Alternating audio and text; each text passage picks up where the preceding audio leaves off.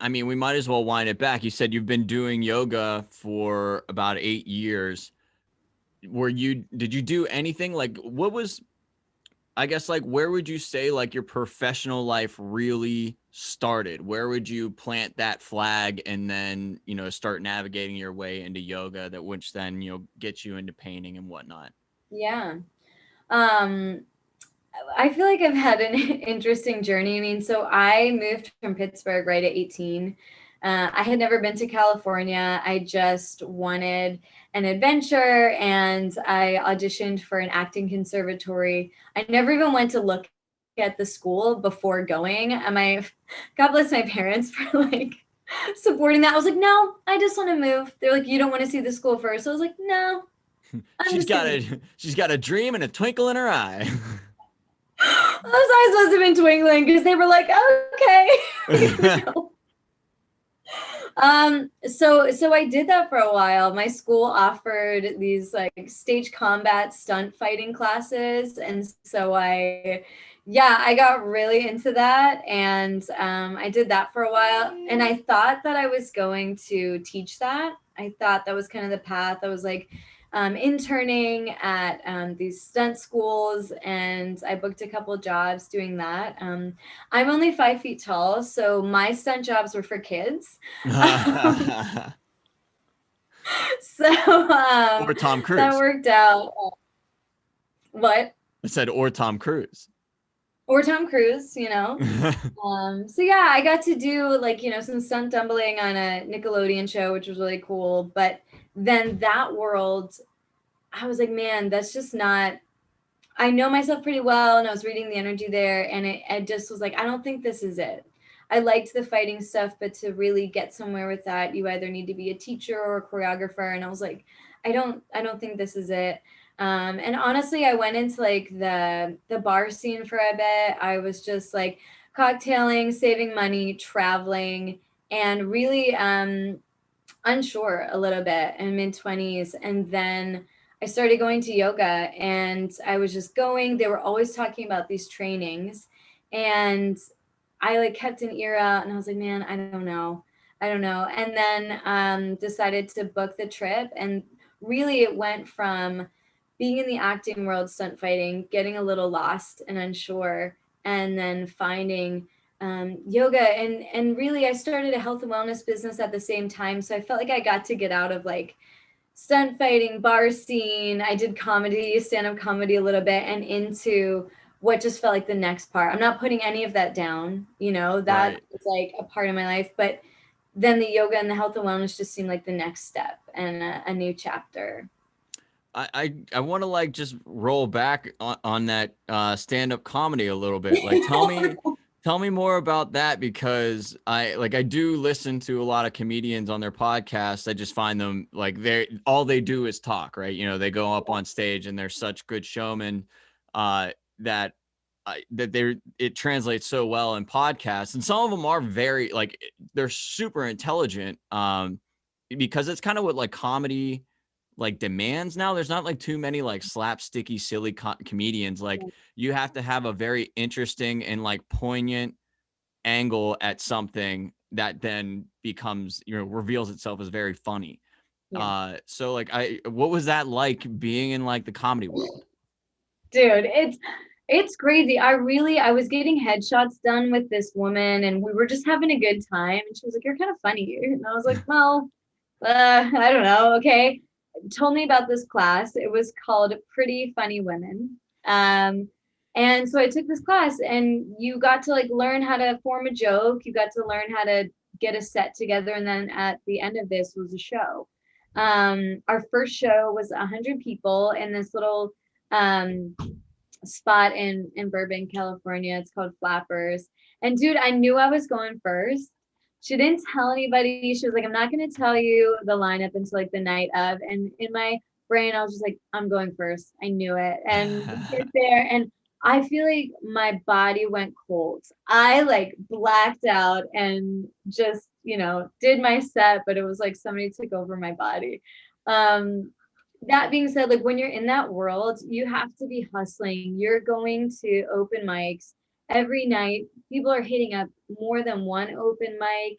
Men are amazing, but very male dominated. So, around a lot of dudes in the bar scene again. And I find that like the best comics to me would be people, I don't even know what they were talking about, but if they seem grounded in themselves, they could tell you about nothing and you're with them. Then you feel the vibe when somebody's trying too hard. It's like dick joke, and you're like, oh God, just like, Right. look A it little up. cringy. Yeah. So the best ones are like grounded in yourself, but I'm really glad I did it because it's scary as shit.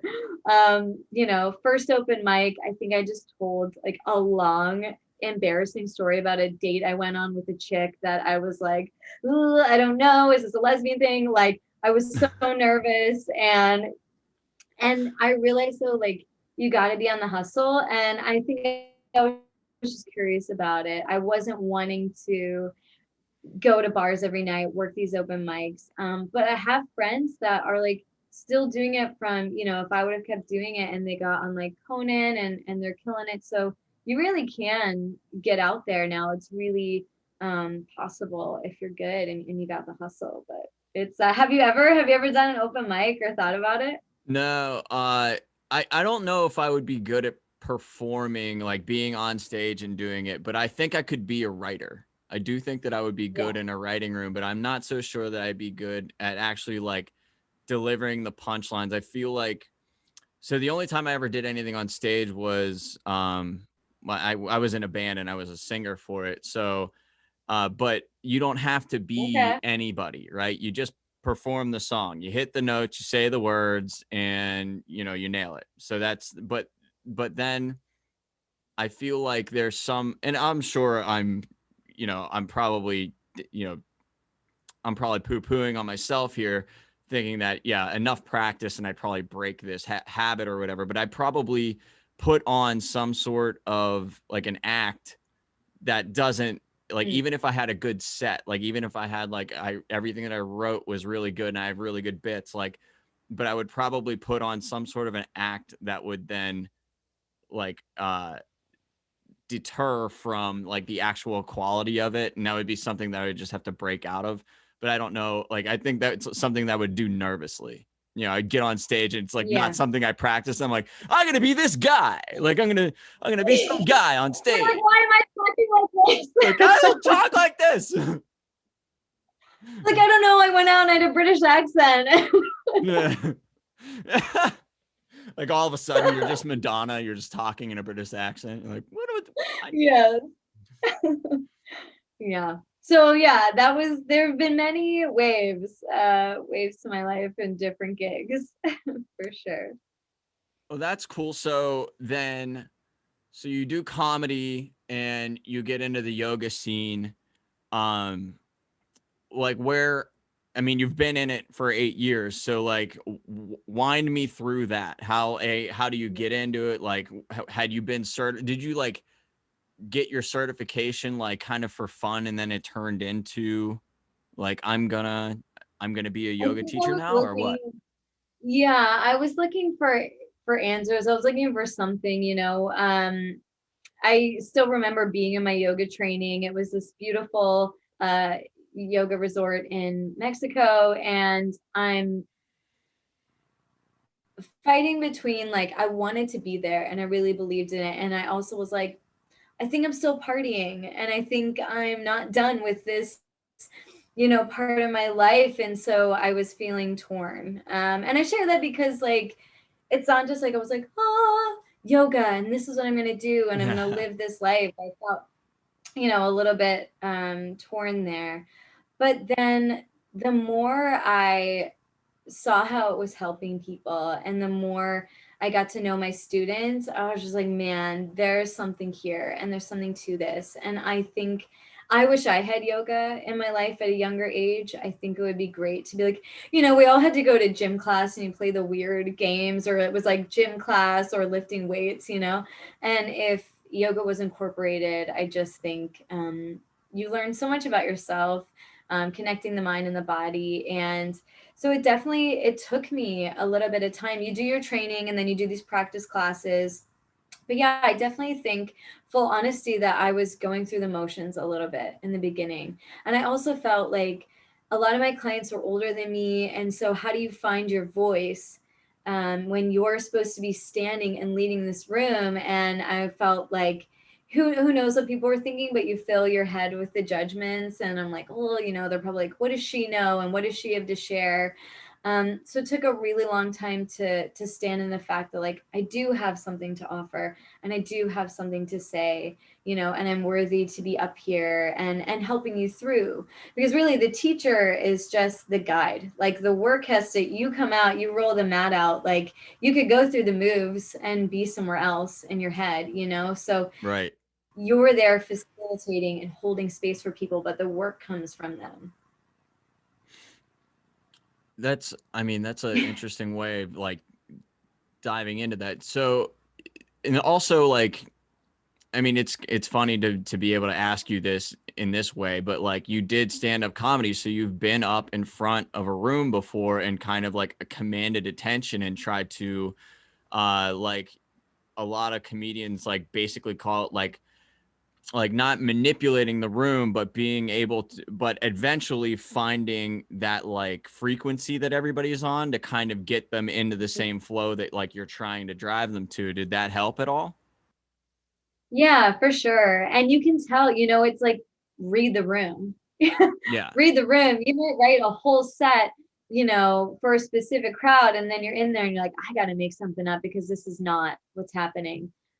Some days in class, you can find that, like, wow, people really need a joke here. We really need a laugh because it's hard. You're in there, you're working hard. So sometimes a joke just helps lighten it up. You can tell when sometimes you need a little more nurturing energy and it's not a joke vibe. And it's like, okay, let's hold space in this way. So I think it definitely helped me, doing stand up helped me hold that space and keep it honest when you're teaching. Some days I'm sure too, when you're doing your podcast, like, you're in it, you're on, and some days you might be like, man, I'm a little off or my energy is here. It's like, how do you recognize that, but then still realize the job that needs to be done? So I think as a teacher, there's the same thing. Some days I might be tired or have just had a personal thing happen right before class, but you have to hold space for these people. They're coming for their one yoga practice that day. So I think it's finding how to be authentic, honor where you're at, but still hold space for other people. Right on. So have you ever owned like your own studio, or you were just kind of always utilizing other people's spaces? Yeah, utilizing other people's spaces. I definitely thought about it, but again, it just never seemed the pull was enough. I definitely thought about it. I thought, like, what kind of studio would I want? Right now, I'm moving more towards workshops. I created something called Sweat and Surrender. It's a 2-hour workshop where the first hour is a physical yoga flow where you're picking up the heat, you're creating a lot of sweat. It's like upbeat music.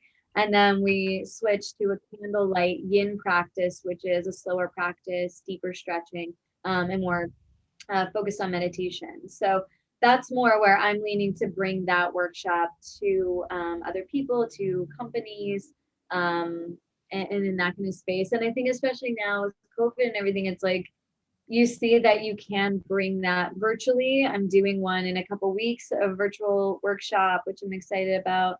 But also it might be more like pop-ups is where I see things like that happening. I get to bring it to you, um, Right. kind of thing, rather than brick and mortar.